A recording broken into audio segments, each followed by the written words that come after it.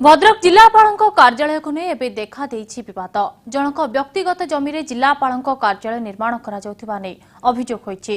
एक साम्बादिक सम्मेलन कर एभली अभियोग करिसेंती बंकसाही गाँवर गोलोक राउत। गोलोक अभियोग अनुसार हाइकोर्ट रे मामला विचाराधीन थिबा बेले प्रशासन जोर जबरदस्त जमी जबरदखल करी कोठा निर्माण करुछि। वीडियो कॉन्फ्रेंसिंग द्वारा मुख्यमंत्री एही कार्यालय उद्घाटन करिसेंती। सेपटे न्याय दाबी जिलापाल ऑफिस आगे निज परिवार सह अभियोगकारी गोलोक जिला बीजेपी सभापति प्रतिवाद करथिबा समय पुलिस तांको उठाई नैथिबा अभियोग होईछि। ये जनकर व्यक्तिगत संपत्ति एवं हाईकोर्ट रे केस विचाराधीन थिला बेले सरकार कोटी कोटी टंका खर्च करिकी एठी जिलापाल ऑफिस बनैबार किछि आवश्यकता नथिला।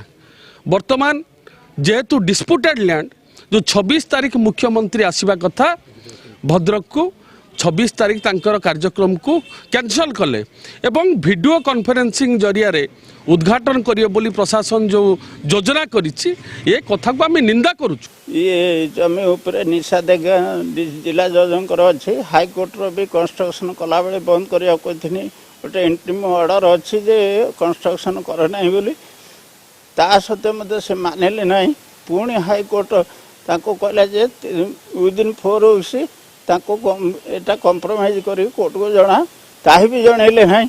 वर्तमान उद्घाटन करिया को बसछन्ती जोटा सुना जाउची जे सेटा प्राइवेट जगह बोली सेमती किछि नाही हम पाखरे इन्फॉर्मेशन आ जोटा फिजिकली कंस्ट्रक्शन कराई छै सेटा गवर्नमेंट जगह रे ही कंस्ट्रक्शन आई छै।